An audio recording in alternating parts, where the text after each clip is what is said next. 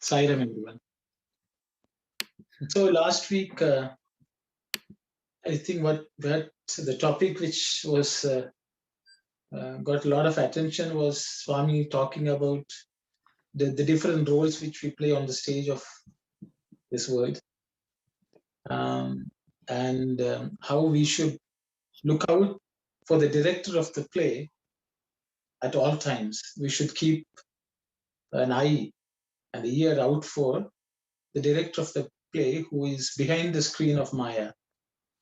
I think most of our discussions surrounded, if all of us are playing a role, it's okay, But I think the whole problem which Swami is trying to illustrate to us seems to be that even though we are playing a role, we take it so seriously and we think that we are that role, forgetting who we really are.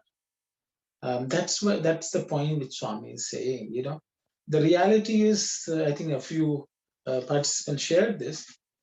We were given the role based on our own actions. Maybe the previous scenes may have decided, the previous plays would have decided what role we were assigned.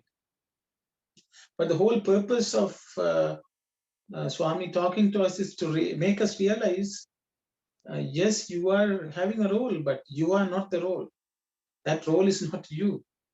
So this is the lesson Swami is trying to teach us, so that the path of meditation will allow us to see who we really are and not confuse ourselves with the role which we are playing.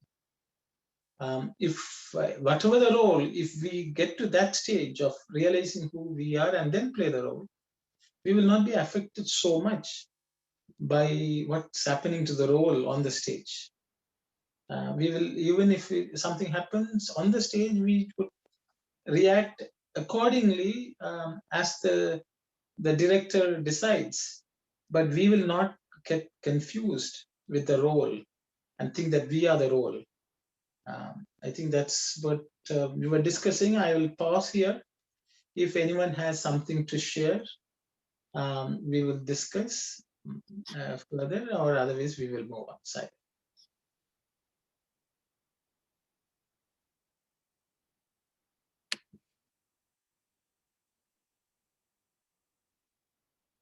Okay, Sairam sisters, I think Sister Narmada and Kaljani, you can read on. So we are the actors in the Lord's play. All living beings are actors on the stage. They take their exit when the curtain is rung down or when their part is over. On the stage, one may play the part of a thief, another may be cast as a king, a third may be clown, and another a beggar. For all these characters in the play, there is one who gives the clue. Here, some points have to be understood clearly. The prompter will not come upon the stage and give the cue in full view of all. If he does so, the drama will lose interest.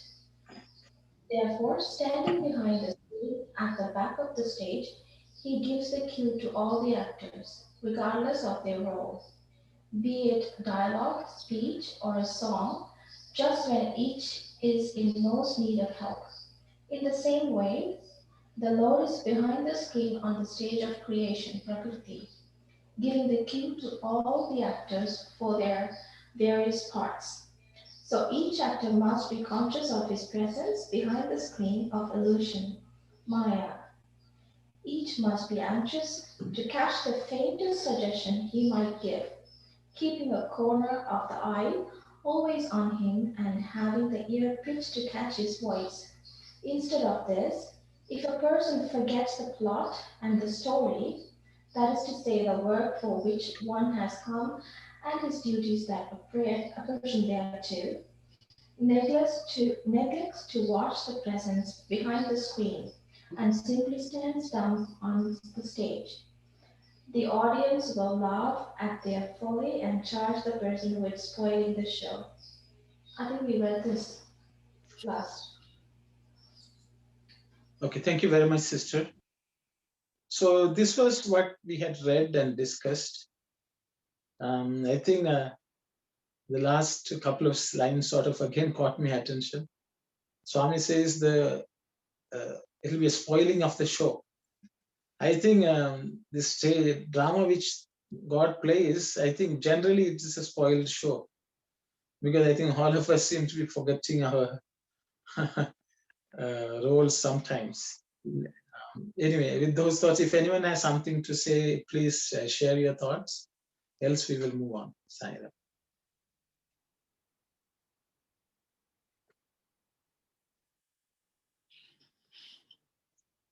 So I think, okay, sisters, we can move on to the next slide and read. I guess I think people have discussed it.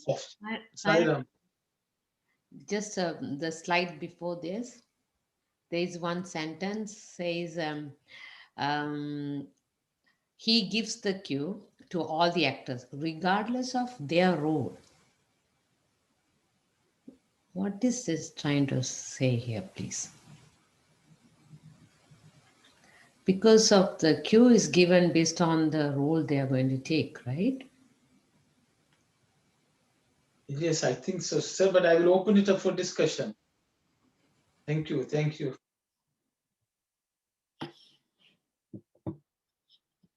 Anyone who would like to comment on this question? So what's the cue which the director is giving? Regardless of the role, I think that's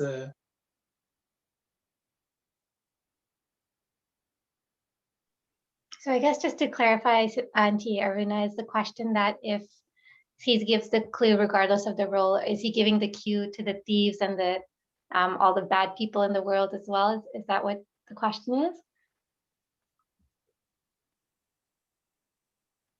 I think you have to unmute. You unmute yourself, sister.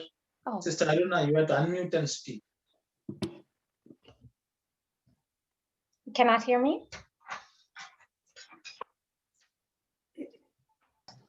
Actually, we can hear you. Actually, yeah. We can hear you. Yeah, Kalyani, I hear you. Yeah. I'm trying to understand. I thought myself the cue will be given based on the role, but regardless of the role, then I'm thinking, why regardless of the role? That's my question. I'm trying to understand. Very good catch, sister. Very good question. Sarah, that role is, we came from God, no? We had to go back to God. That's the role for us. We had to not take our concern as going here and there. The aim is that one, that the goal is one, that go to the God, go to the God. That is that main yearning for us. That's the role that we have. Thanks you, Sarah. Sarah, brother. Anyone else would like to share your thoughts, please? So what is this cue which the director gives regardless of the role? Because I think generally the cue would be for each role. And so what is this regardless of the role is, I think, the question from sister. Saira, it looks like, I think, something, it looks like whether it's a thief or hero or a clown or whatever it is, the director is giving clue. He doesn't give only to the hero. Something like that. Something like this coming here may not be very accurate in this place, but it looks like the director gives a clue to everybody on the stage. So I take it as this. I could be wrong, but I think, and there also says you have to listen carefully, right? So the clue comes from within you, the inner voice. So is that what they're talking? So If you listen hard, you get his message. So, Sairam, brother, in my understanding is you have to wait for the signal from the Lord when your turn comes. That's the time you play your role. Thank you, Sairam. Thank you Sai very much. Ram, my understanding, look at the end of the sentence. When each is in most need of help, even the person could be a thief or a beggar, or even the role should be in the worst role. But if that person is in most need of help, Yeah. then the God as a director will give that person the cue, what to do and how to do, and those sort of help. Certainly, God will give him that sort of understanding. I am getting from this sentence. Yeah, that's what Regardless I of the also role, think. Yeah. if that person really yearning, at the time, God will help that person regardless of the role. Yeah. That's my understanding. Thank you, Saira. Yeah. There are also some messages in the chat. It's your gut. It's also called your instinct. Hi Ram. Yes, I Auntie. also feel like Anandi that God is there ready to help anybody. Only thing is we have to ask. When you ask, it will be given. So you just depend on him for any help, regardless of the role. Whoever who asks, he will be there to guide us. That's what I feel like Anandi. Thank you, Sairam. Sairam, thank you very much, Auntie. Anyone else who would like to share anything?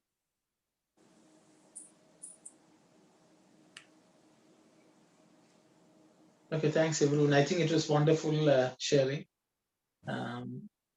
So I think as Sister Ananthi pointed out, when we really need help, means when we forget our lines, when we forget the speech, forget the song, apparently we have to look and ask God for help, and He's there to help.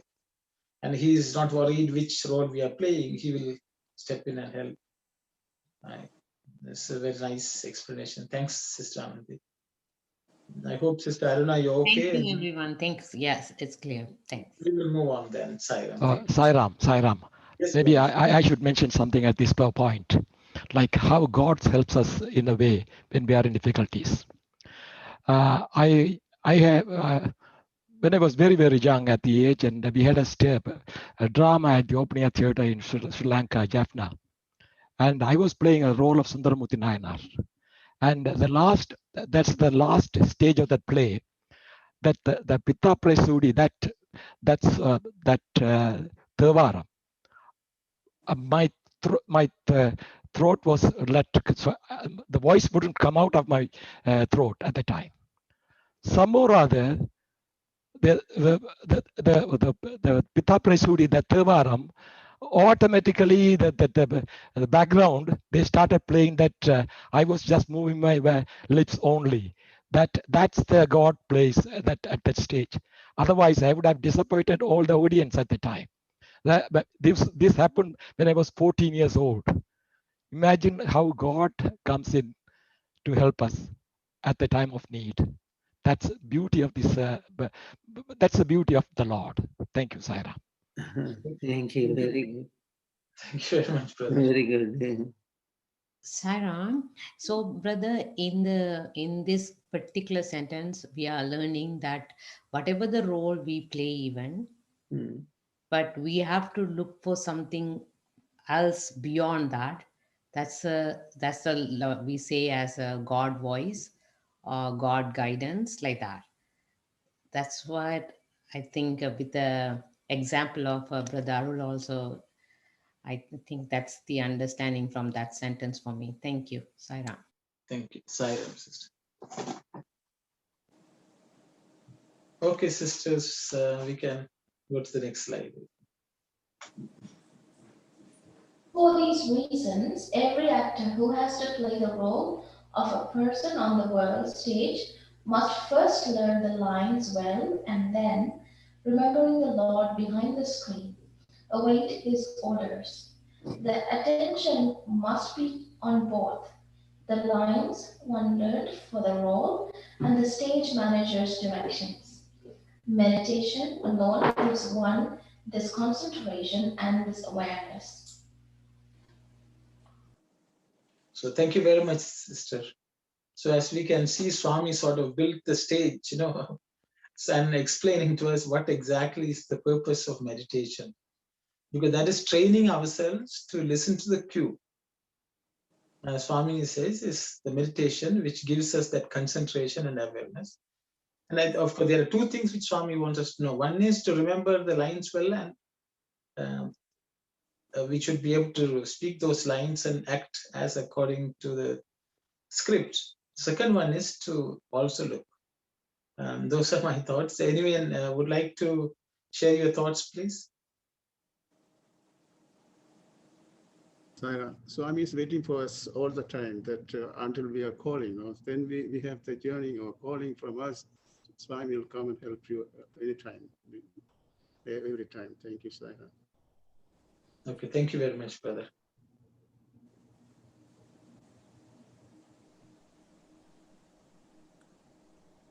I think everyone's, it's one small, two sentences. I think it's very clear. Unless someone has something to say.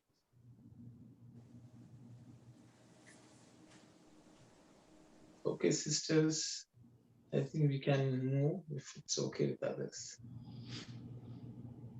Remember God and meditate. Whatever the tangle in which people are caught, if they get immersed in the Lord's name, it will make them free. Moreover, by this means, they can realize without fail the name and form through which they constantly remember the Lord. There is no iota of doubt in this. All religions remember the Lord's name. The spiritual disciplines of yoga, breath control, pranayama, and penance, tapas, are beset with pitfalls at every step, and they are also full of dangers. But in the spiritual practices, the repetition of the name, japa, meditation, dhyana, and remembrance of the name, namasmarana, there is no likelihood of fall or of any other danger. In the former type of spiritual disciplines, the practices differ according to the caste or religion. In the practice of the name, namasarana, there is not even a trace of such distinction. Hindus, Muslims, and Christians may differ on many points, but they are all one in the glorification of the name of the Godhead. All of them take the name of the one Lord. Though the language through which the name is expressed is different, each one recites, repeats, and remembers the name as formed on his own tongue. Each one turns with his fingers the rosary appropriate to their religion.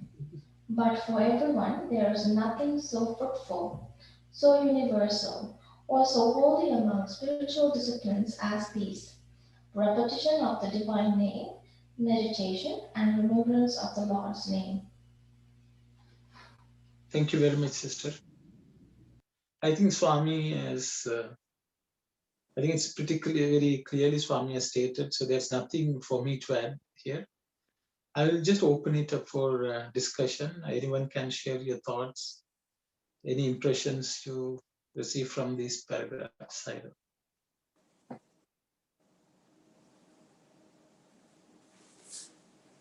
So, Sairam brother, so Swami is mentioning here, this is the very simple sadhana.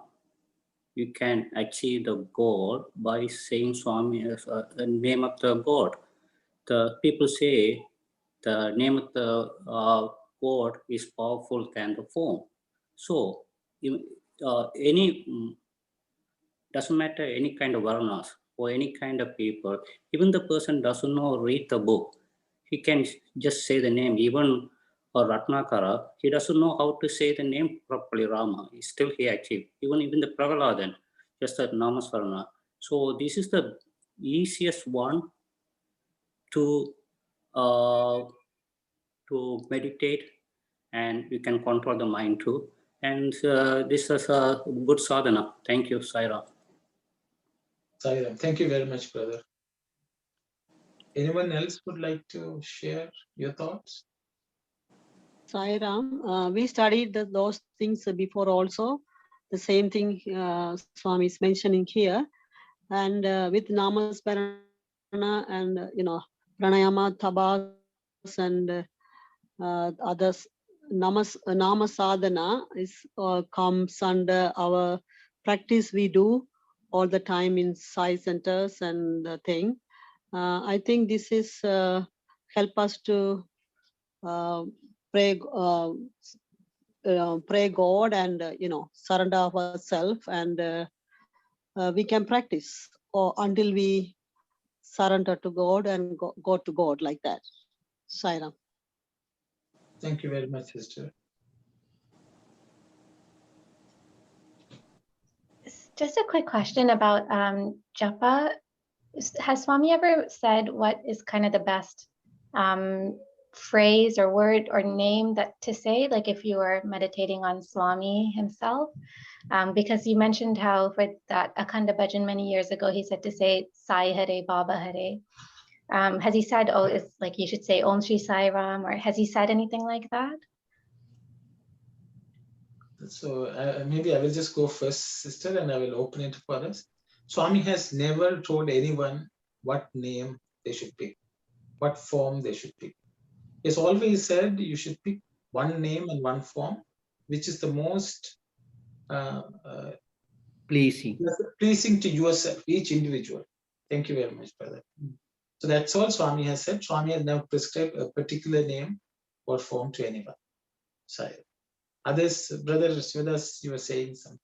No, the pleasing, but here in this paragraph, Baba categorically distinguished between the yoga aspect and the namasmarana aspect. So Bhagawan is saying that the breath control, this tapas, were all beset with pitfalls at every step, and they are full of dangers. So namasmarana, japa, meditation, these are universal. Like for any religion, this aspect is same. But when it comes to yoga, pranayama, and different types of tapas, it varies from religion to religion. And not only that, it has dangers in it. So Baba's that part also we have to make note of it. Yeah, something like that. Yeah. Thank you, Saira. Saira. Swami says that all names are mine. No, there's no problem. You can take any name. You can send any name to hold my name. That call me. And this is very important. That when we are chanting the name of bhajan, our heart must fully engage with the God. We cannot think about other things. This is a very important. That journey must be there. That one point at must be there. That will work. Thank you, Saira.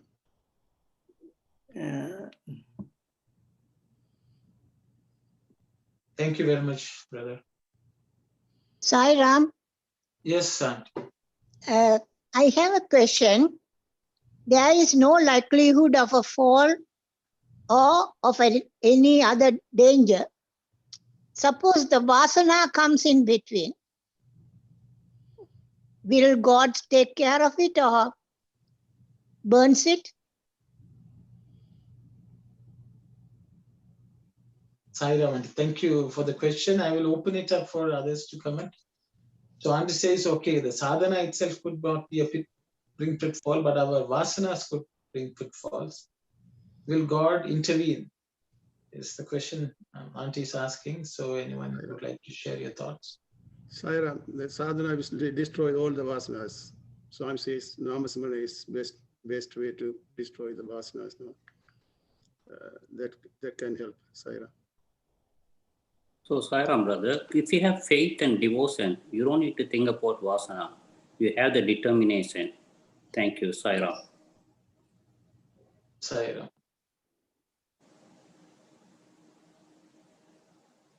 Sai Ram.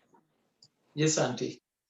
In one of the discourses, Swami says that our bad deeds in the past sometimes tick on in our heart like oil. And when you repeat the name of God, any God you prefer, little by little, that oil is being burned to ashes and no more traces will be left. Thank you, Sai Ram. Thank you very much, Auntie. Thank you.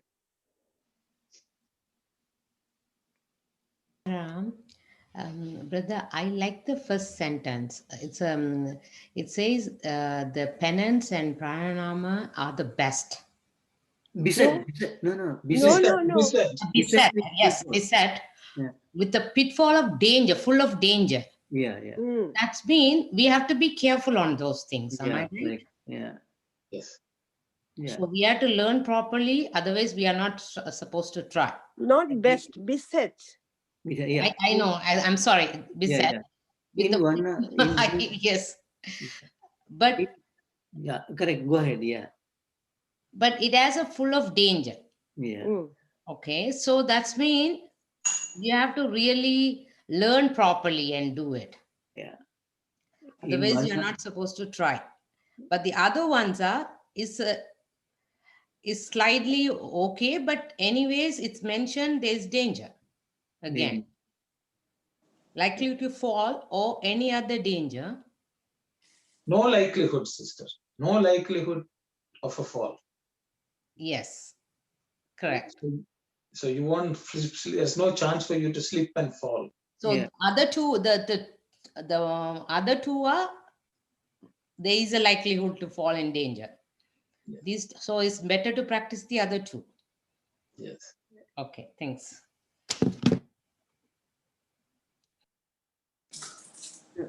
So instead of yoga, pranayama, and different types of tapas, which are full of dangers, Bhagavan is advising us take up japa, namasmarana, dhyana, which do not bring any danger to us. And in one of other discourses, Bhagavan said, this pranayama and such things, as the sister said, has to be practiced, learned from a guru, a guru who is adept in that. We have to learn from them. So for people like us, this might bring danger. That's what Bhavan is saying. And in one of other discourses, Bhavan said, through pranayama, one can go insane, mad, insane, lunatic, because it has to be rhythmic, no? If it is no rhythm, and if it is a few seconds, it doesn't cause anything. No? If we constantly practice 1 hour, 2 hours every day, morning and evening, according to these shastras, they are practicing pranayama daily, morning and evening, for more than 1 hour or 2 hours, like that. So when they do that, by any chance, if the breath goes not rhythmic, the quick up, then it can go and hit the brain and make the person insane. So that sort of danger is there. That's what Bhagavan is trying to say here. But Bhagavan has spoken about the pranayama and other things lightly in other discourses as well. Yeah. Sai Ram, this is Swami's, telling for people, they can learn from the gurus, and the lots of people are doing right now in the world, because the Patanjali yoga and everything, lots of people are teaching proper way from the guru also. people can do, they can do, but for us, if we don't want to follow that, we can, Swami has the simple way too. Swami has all the option for everyone. Sairam.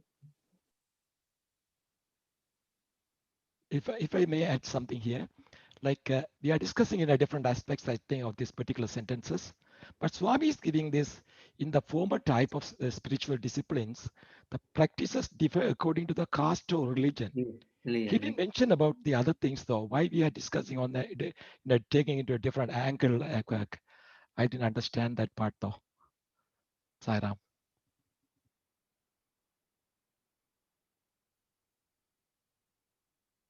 Sairam brothers, thank you.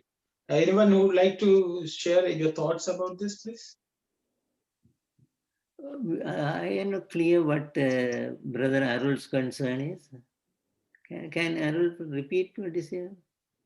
Sorry about that. If I have not clearly conveyed my the question.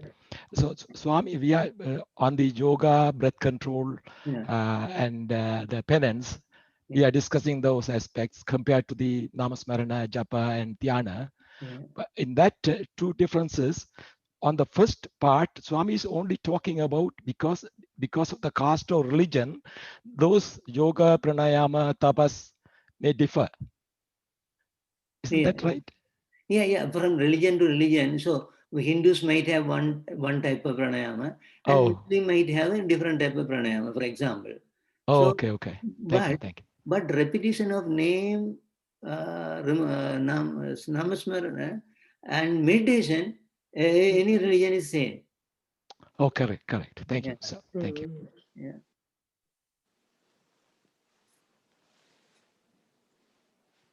And Sairam, the yoga also, so lots of different type of yoga is also there. Yeah, that is also, some of them are very simple and easy breath thing. Some of them are very harder too. That's what Swami mentioned here, I think, Sairam.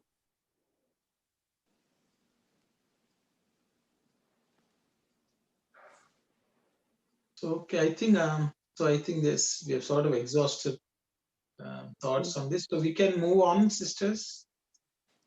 Brother, you also please summarize and tell us because Okay. I thought everyone has spoken nicely. Yeah, so it's very, very clear. Swami is talking about the spiritual disciplines of yoga and breath control. Swami has always warned, even though Swami has spoken about them.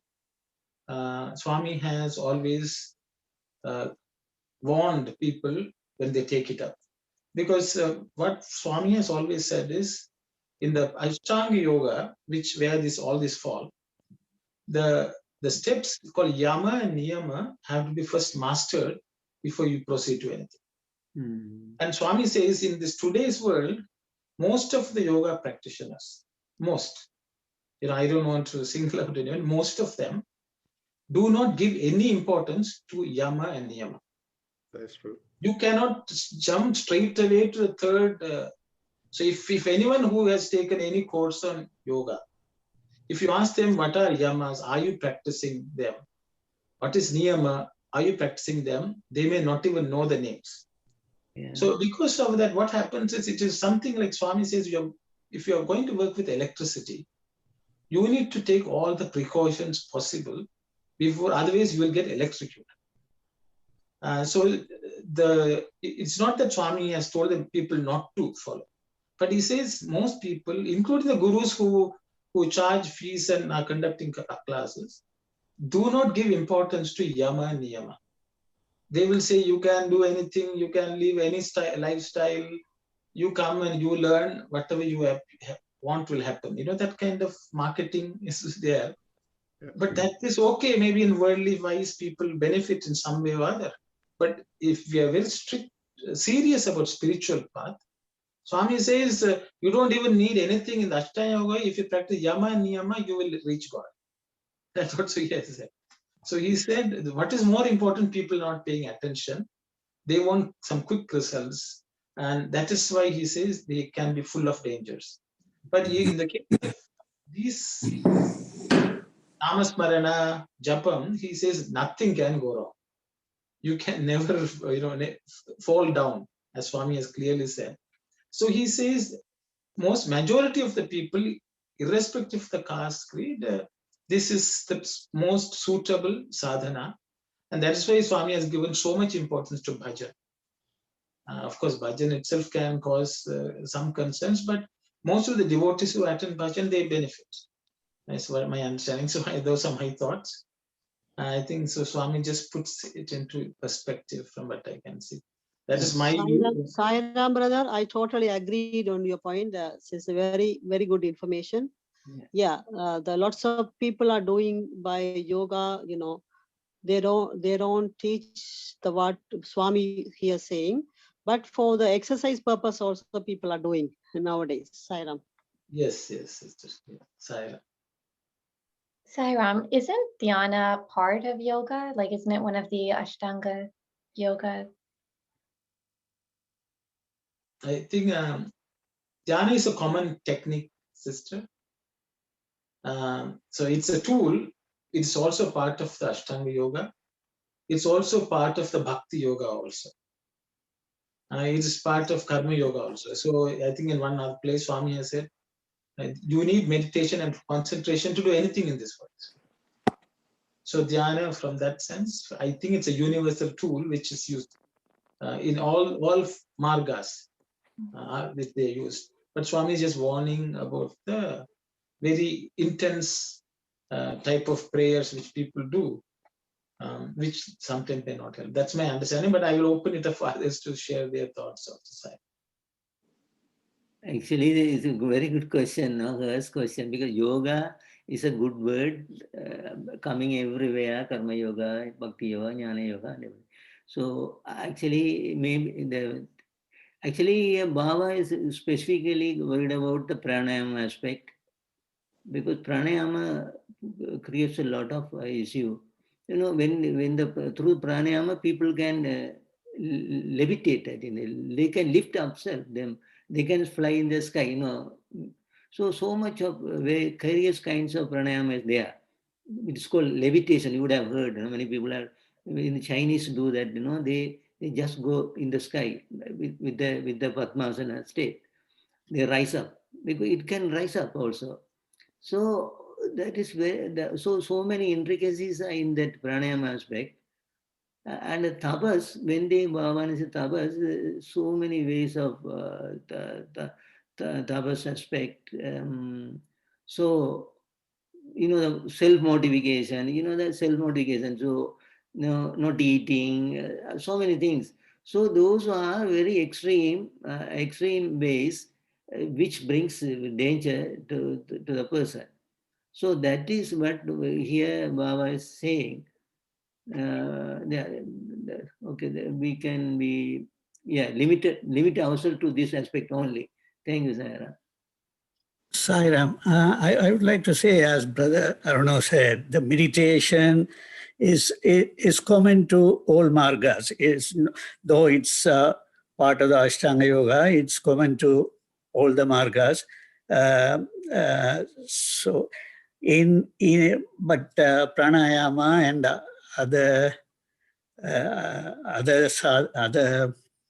methods in the Ashtanga Yoga have to be extremely careful. In the Hada Yoga Pradipika, they say anyone who is seriously want to follow Ashtanga Yoga has to move away from the society and put a small hut and live there alone, away from that's how it has been practicing for centuries, and in the modern times it all changes.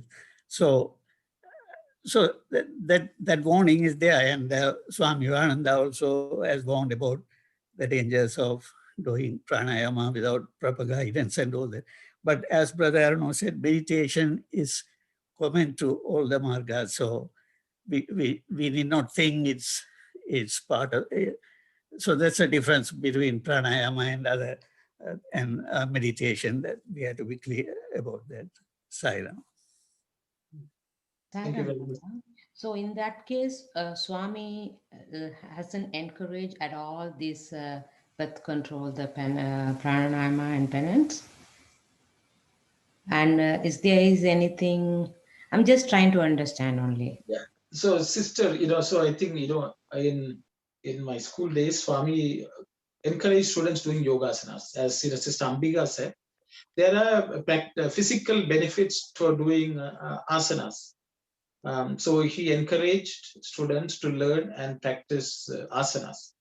But Swami, he never encouraged any advanced, serious practice of pranayama, which many traditions coming from India propagate and teach, because he felt it is not suitable for most people, because it's full of dangers. So it's not that Swami discourage anyone from going there. He just warns that there can be dangers, and there are many people who have practiced yoga, and there are people who have written books about this, that Swami has come to their help when they were caught somewhere, when they were about to slip somewhere.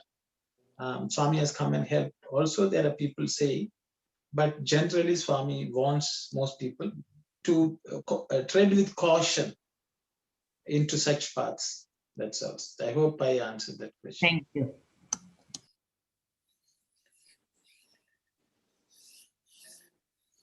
Baba has Baba has demonstrated in his discourses, that Soham Pranayama. He has demonstrated how to breathe in and breathe out. Soham.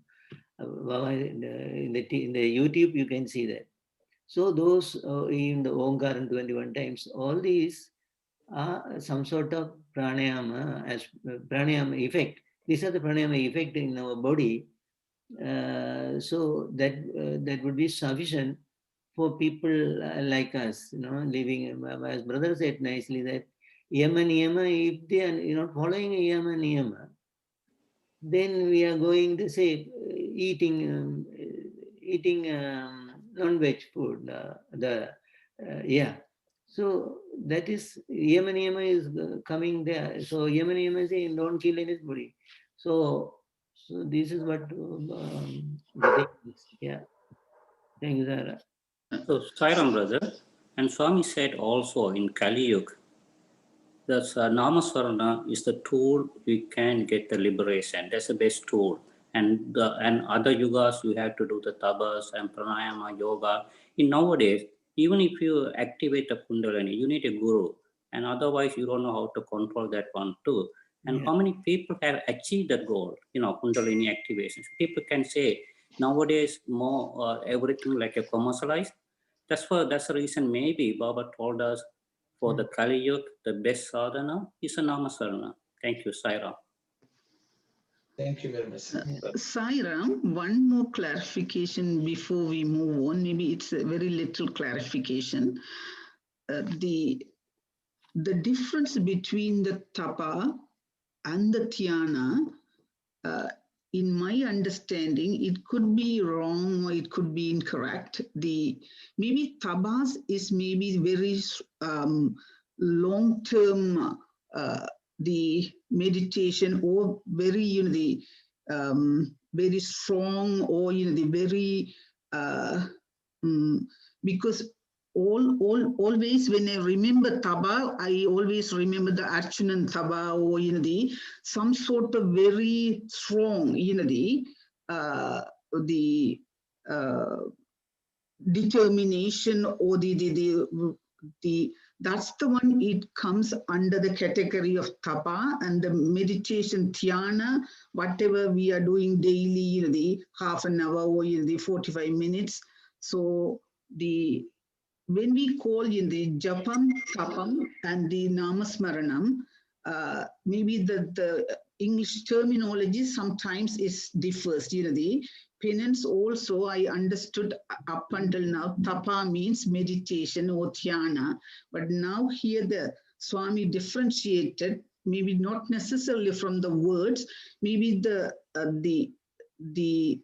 penance, when Swami refers here, that is more solid or more stronger than the day-to-day our dhyana.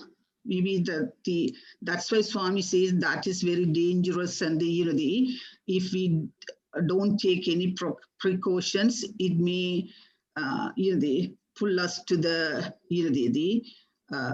pitfalls or something. Maybe my question is what is the real difference between the tapa and the dhyana? Tapa is maybe we don't even try to do the tapa at this stage, or that would really, we have to go to the outskirt of the worldly life, and we have to do continuously for years. So that sort of difference between the penance and the meditation. Maybe So- Sister asked that. Sairam, in Tamil words, tabas mean tavam, or what's the meaning of tabas, Tamil in Tamil? Yeah, tavam, yeah. Tavam? Yeah. Yes. Sairam, can I explain, brother? Yes, Can I, please, please. okay. Because okay, the tapas, the word tapas, I think brother will know that it means something, the fire, burning fire.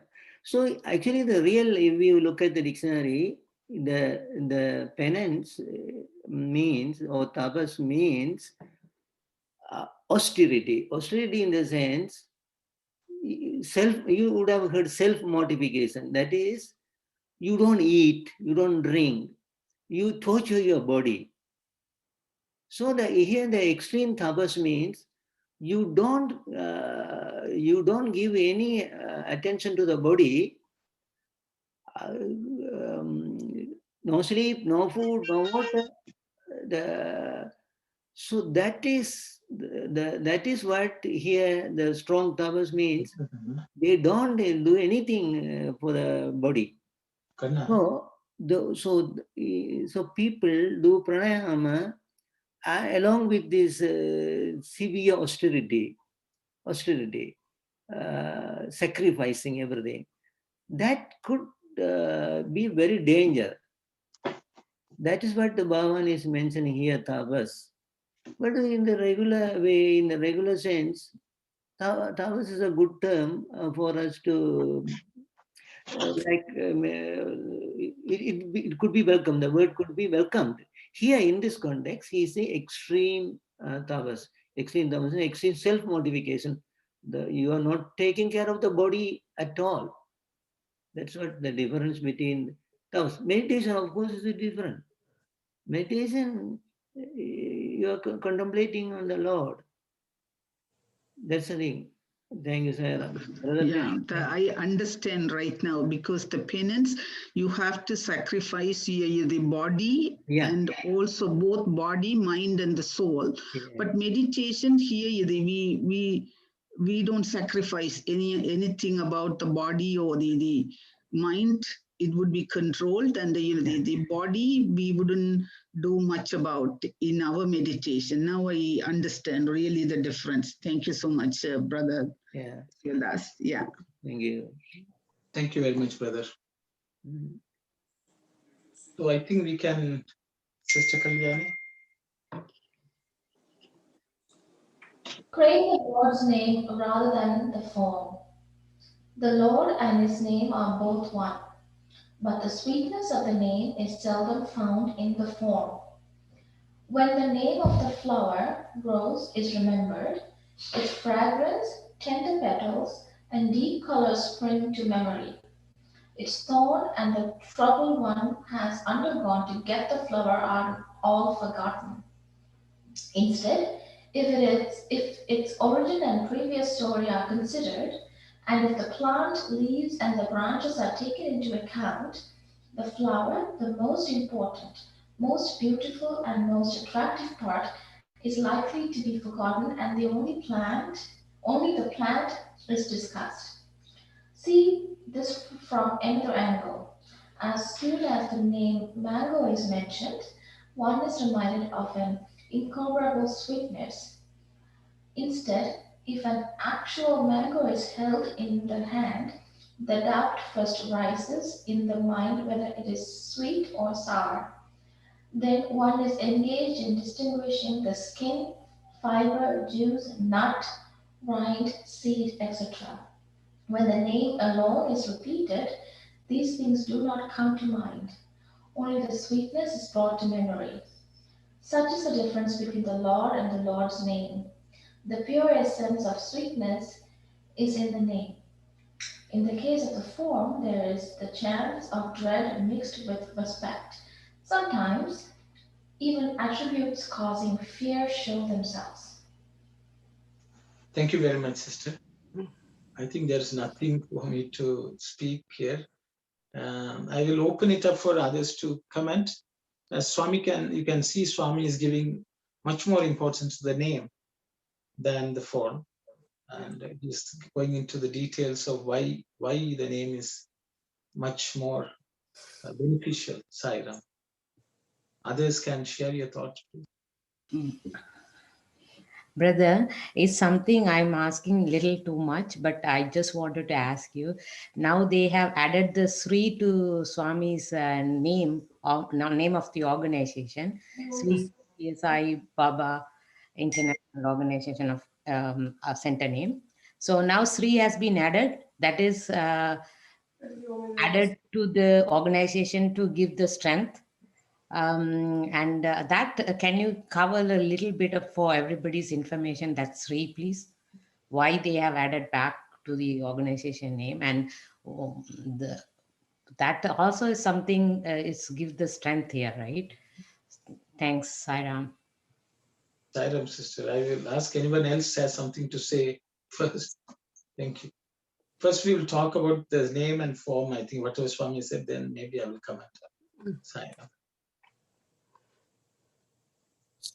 Sai Ram, my understanding here is, as Swami has said, my name is very powerful. It reminded me of a study circle we had at our center, and we were talking about how the name with concentration is so important than just reciting the name.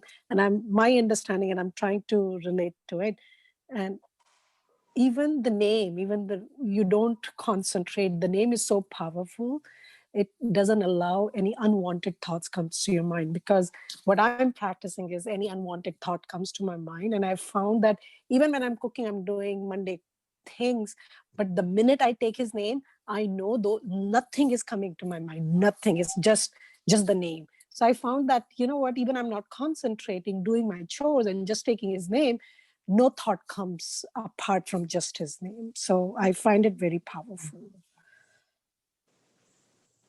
Thank you very much, sister. So, Sairam brother, Swami explained very well.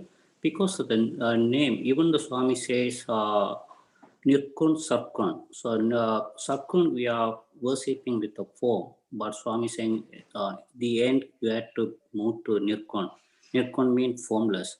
So, because the reason is Swami nicely explained here about the mango. If we think about a sweet mango, we don't have the doubts or anything. We just enjoy the sweetness without eating that one. But once you get it on your hand, you'll think whether once I cut it, it's going to be sweet, or so many doubts will come. So always the name is very sweet. Thank you. Sairam, brother.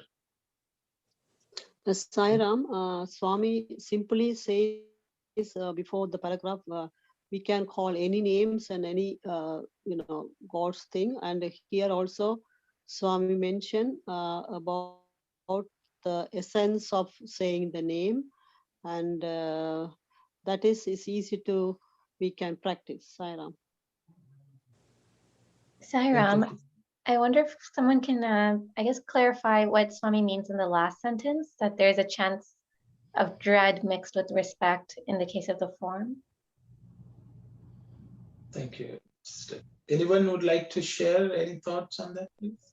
Sairam. So when we think of the form, if the name, when we think of the name, that there's no fear coming to us. It is sweet and we got used to that. Then when we think of the form also, sometimes the form of the deity cannot give us fear with respect, that, you feel, oh, he is alien, he is different from me, or he is far away from me.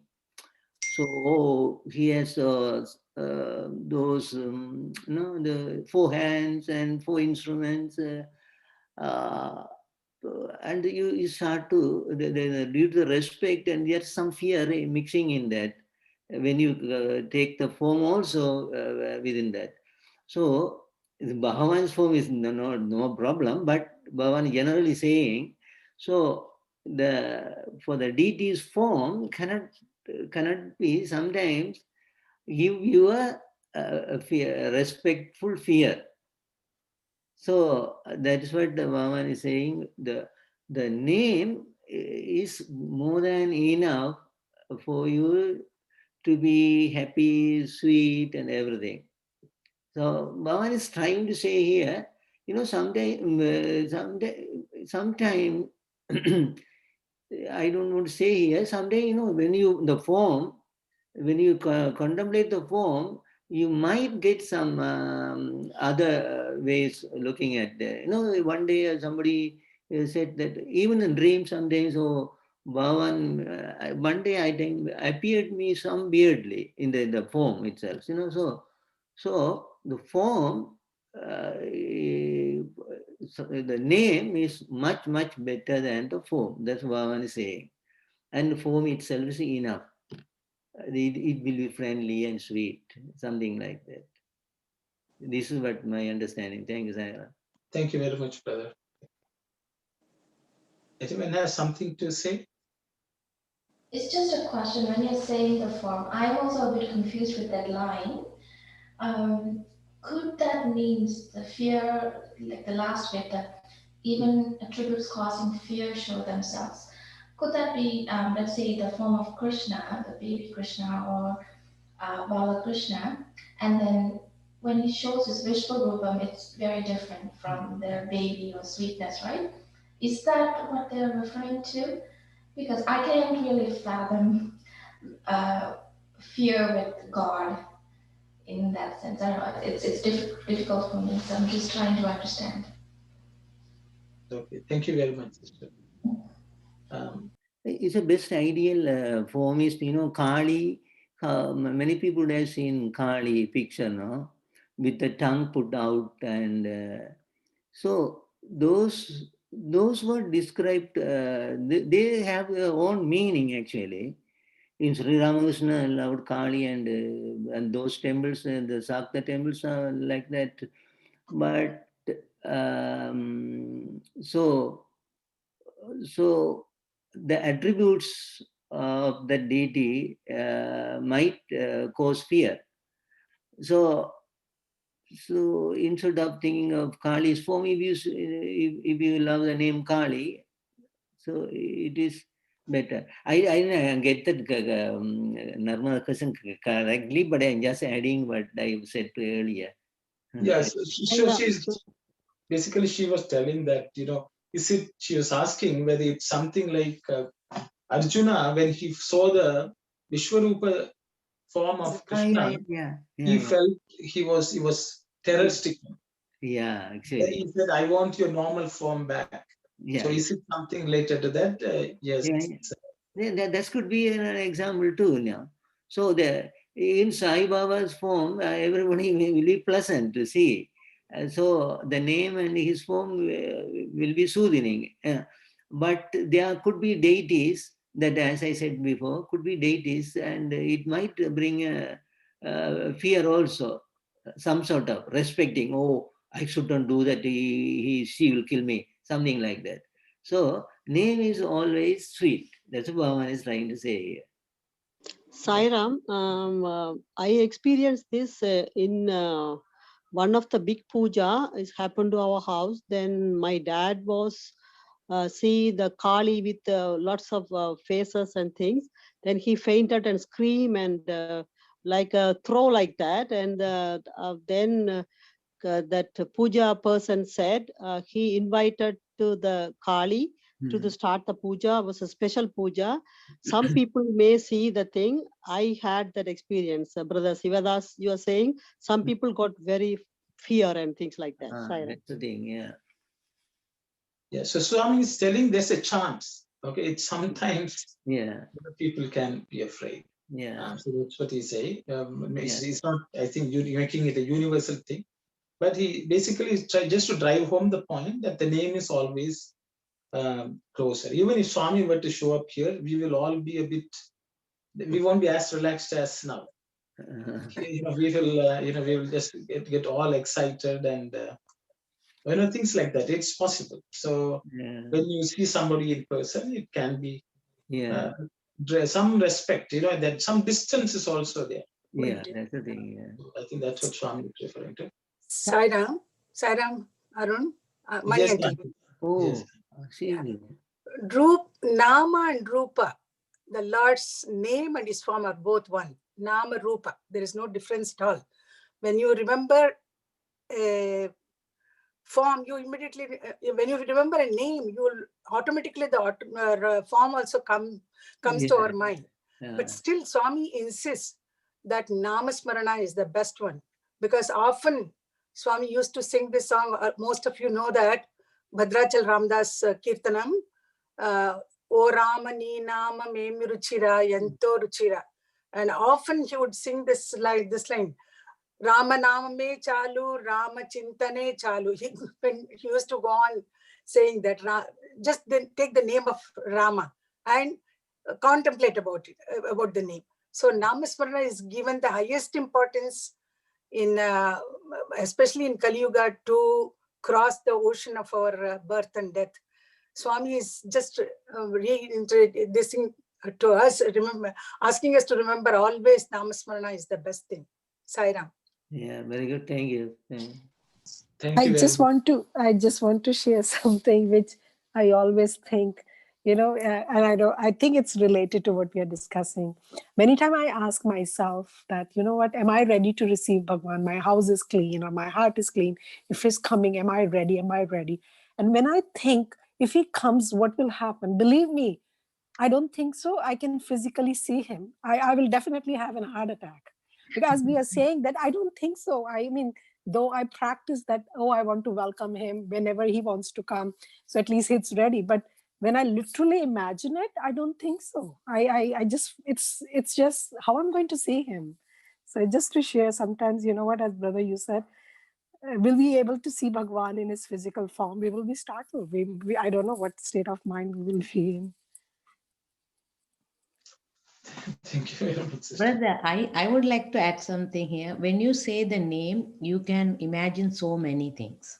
When you look at the form, only one form, but the name has a lot of things to imagine. Even Swami's bhajan, when you listen the bhajan, you can connect so many things. But Rupa, yes, we will connect to the Rupa, but the sweetness comes like a thinking, and the happiness comes from the name. That's just I want to add. Thanks, Saira. Thank you, sister. Anyone else would like to share anything, please?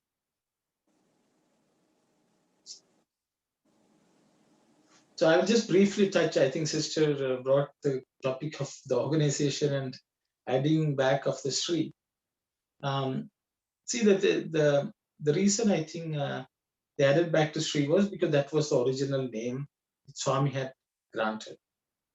Swami has given many, there are talks in which Swami has mentioned why the prefix of Sri is necessary to address an avatar. Because the thing is, you can take Sai Ram, you can think of the Atmic principle and that's fine. But when you refer to an avatar who has taken a physical form, the Sri is added to address, to demonstrate to everyone that even though this name refers to a body, it refers to the Atma. So that's why in the organization, that name was given, and Swami himself used to sign his name as Sri Sathya Sai. Sometimes he will address as Baba, which is where many people endearingly called him. But Swami always signed as Sri Sathya Sai, saying that Sri, for an avatar, if you're looking at the physical form of an avatar, you should always have the name Sri added, because it refers to the divinity which is embodied in that, and not the body itself. And so if an organization or anything is established in that name of an avatar which is formed, the Sri has to be added. So this Swami has spoken in a few places. I think taking that into consideration, and the Sri, which was strict in 2011 in the international organization, was put back. This is my understanding. Yeah. But I think, as devotees who want to do a Namajapam, if we strip the Sri, Swami is not going to be worried, because we are referring to the Atmic aspect or the divinity. But in the public, in the world, Yeah. we have to give the necessary respect for the name and form so that people understand where it stands. Otherwise, they will say it is just like any other organization started by any other individual. Swami also never identified with himself with the body himself. So I think those are the reasons. I think, but it's slightly off, not related to this topic, but because you brought up the question, I thought I will address that. Also, brother, we always say Sri Krishna, Sri Rama. We never say Krishna. No, any writing, any Sri Krishna, Sri Rama. So always we see that. So Baba also coming along the same line, Krishna, Rama. So it's so it makes sense. What you said makes sense. Thank you, sir. So it's only from an organization perspective, but if anyone would like to address Swami in their name, Sri, as part of, I think that's each person's choice. Sairam, I also wanted to just mention something about that for any person, they can be called by, there could be so many nicknames, in Swami's perspective, we can say Sai, we can say Baba, or but when it comes to even, any individual, when you go for any sort of, the legal things, they wouldn't call us with nicknames or the first name or last name. If we have 3 or 4 names, even the 5-letter names, they would tell, they would write and they would either pronounce or they would call us with the full name. It could be a 1.5 lines name. It will be called. That's why for any organization or any founder's name, I thought that is respect, as well as it is kind of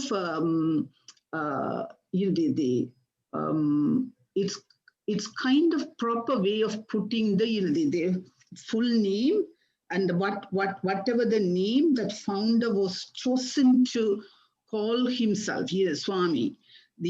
That's why the Brother Aruno's explanation is correct. It's very respectful. It should be respectful, and the founder, they wanted him to be called whatever the name the founder has chosen. That's why even we can call by according to my want or wish or whatever the way our children we call 2-3 names, nicknames, pet names, and but whenever it comes to the legal form of an organization, that's the proper way. It should be the full name. And with the Sri, I agree with someone has initiated to put it back the full name. We all should be thankful for that person to bring it back the name. Thank you, Saira. So shall we just go to the next slide and read, and then There is another reason why the name of the Lord is to be great more than the form. Riches are needed to secure any article in the world. With riches, articles are acquired. So it follows that the riches are superior to the articles obtained by the means of them, right? With riches, one can get any article, anytime. So too, It is by means of the riches of the name that the article, the form, rupa of the Lord, is to be earned. If the riches called name nama are steadily accumulated, the Lord can be realized through the path of meditation, easily and without difficulty. Another special thing about repetition of the name, namasmarana, is this. It is possible to acquire various occult powers, siddhis, through yoga and penance, tapas. And there is every likelihood of the Lord being forgotten when these powers come. Blinded by this pride, a person might even let go the basic victory won by their spiritual practices. This is not the case with remembrance of the name, repetition of the name, and meditation. No such dangers beset these paths.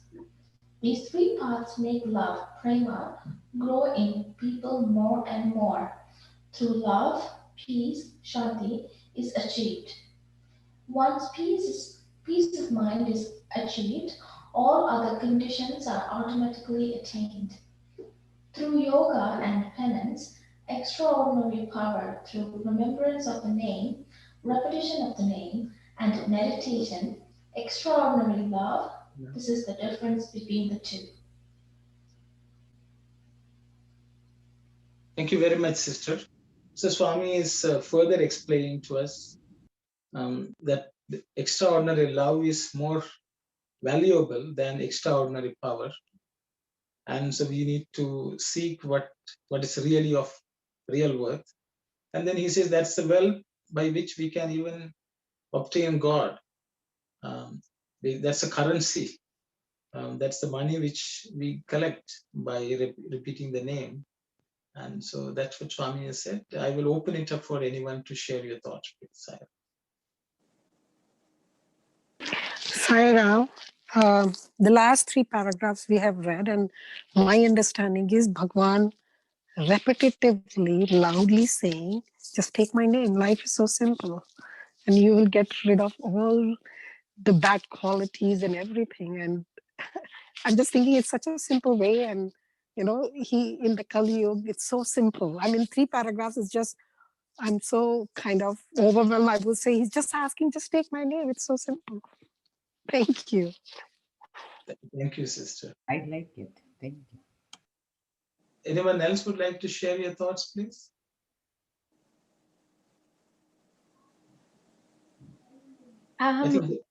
Sorry, go ahead. Go ahead. So sorry, this is maybe a little bit off topic, but Swami's talking about the extraordinary love that we would get through name repetition of the name. And we discussed previously about love versus attachment.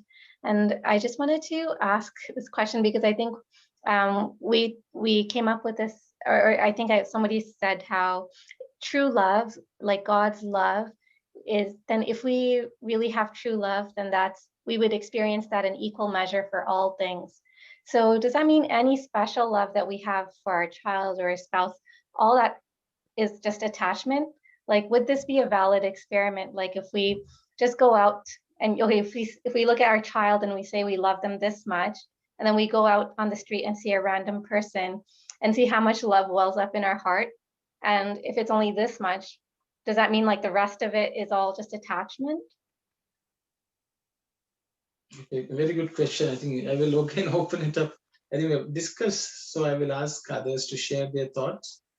How is love and attachment to be distinguished?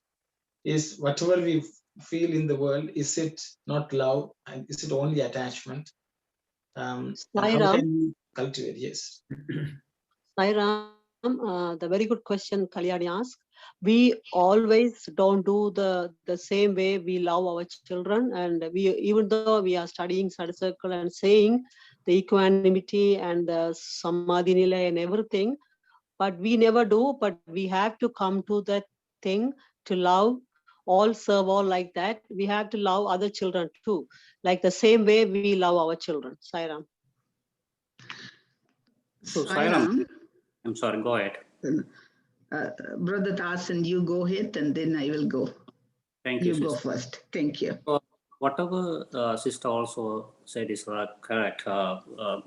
So when we take our children, we love them. Are we loving the next door neighbor same way? So that is proving that we have attached to the kids. We are not same love for the next door neighbor. So Swami saying love means without the selfless, without any attachment. It's very difficult to explain what the love is. You have to experience it. We always compare with the attachment.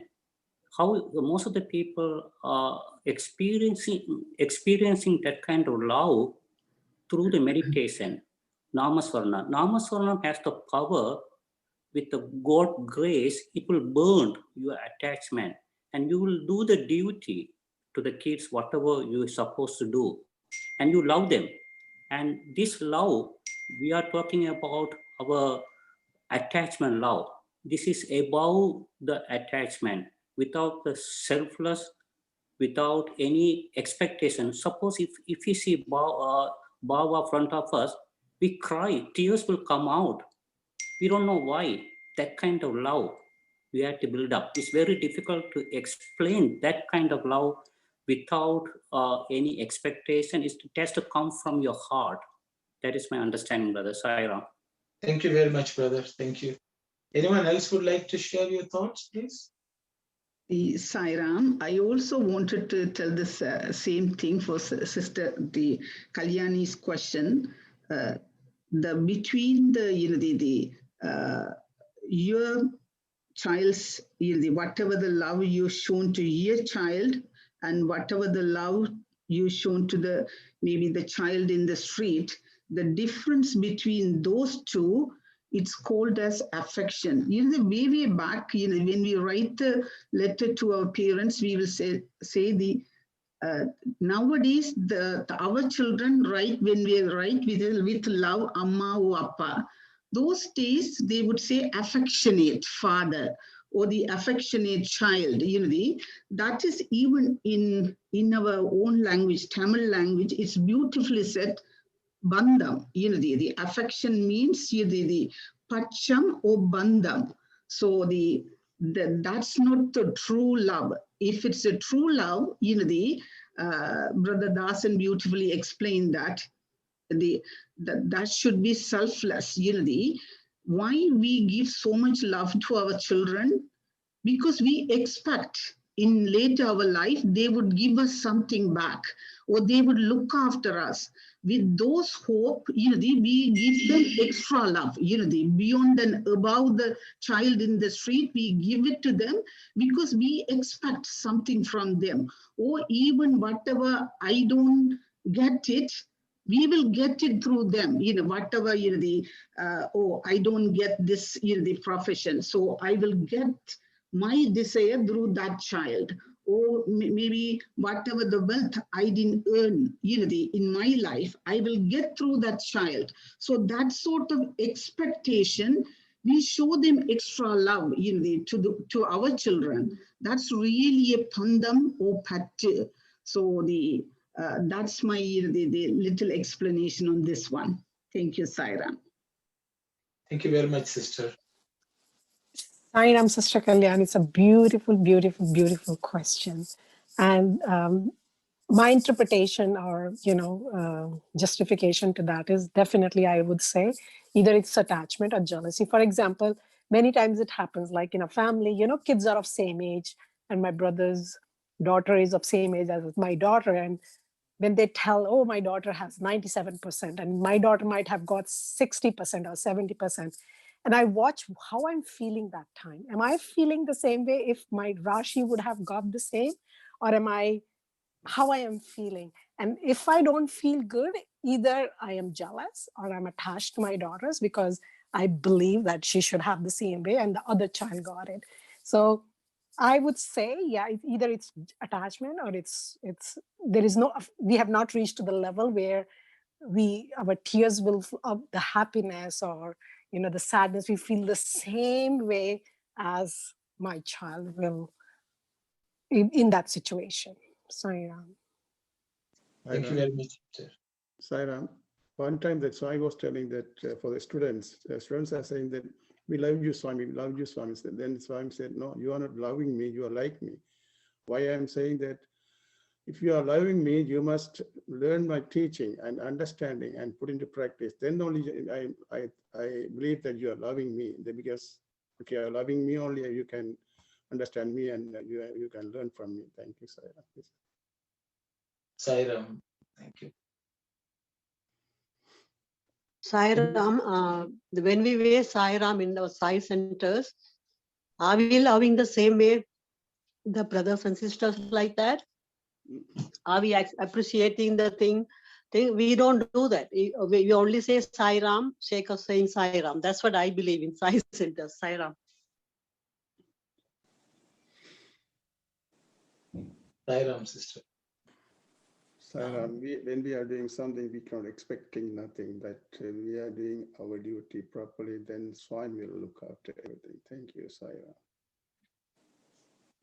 Sairam. Sairam, there is a question in the chat box. Yes.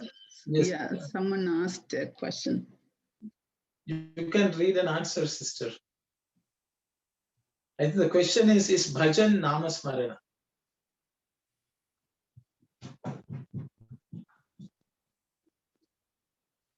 I think that my understanding is, brother, it is namasmarana. I think Brother Yoga asked it. That's my understanding. If anyone feels differently, you can tell. Because that's the reason Swami introduced bhajans, because the namasmarana with the tune remains with us for a long time. And it also gives joy in many ways for the person who is singing as well as for the person who is listening. And I think that's one of the reasons Swami has spoken quite a bit about Nama Sankirtan, which is basically Namasmarana with Bhava, Raga and Tala, as he says. And so I think it is the best form of Namasmarana. That's why there are three times. I mean, no one sits, most people who go to Prashantanilayam don't sit with rosary beads and do japam. They just attend bhajan, and that's Namasmarana complete. In all of its glory is my understanding. And to my 2 cents to Sister Kalyani's very good question. I think all of us have this spark of love in us, and it flows through to different people, objects, and everything, I guess. But it's just that sometimes it evolves, or not, I wouldn't say evolve, it devolves or morphs into something selfish, something which relates to ourselves, because we identify with ourselves as body. It gets diluted, it gets changed in its form. That's all is happening, is what Swami says. Swami says we can tap into that source which flows from us and make it divine. And that can happen only by thinking of God constantly. So that way our love will naturally become selfless and all-encompassing. And that's why he wants us to direct that love to God, with whom we have a very more wholesome relationship. And I think that's how we'll cultivate extraordinary love, so that even our own love for our own children, family, and everyone around us will slowly expand. As Swami says, expansion is love. Because our love can try to contract. It's mine, my family, my home, myself, things like that. So instead of contracting, if it can expand, I think that becomes extraordinary love. So we have the source, it springs from our heart, but then what do we do with that is what determines where we end up, I guess. So those are my thoughts. I will again pause for about 10 seconds to see if anyone has something to say. Else we will close. I think it's about 4:50 already. Just wonderful discussion. I think we discussed Namasmarana, love, and many things which we can practice very fruitfully. And Swami has repeatedly, in every paragraph, he has repeated the importance of Nama. So with those words, we will break today and close the session with the Samastaloka and Shanti. Sai Ram. Om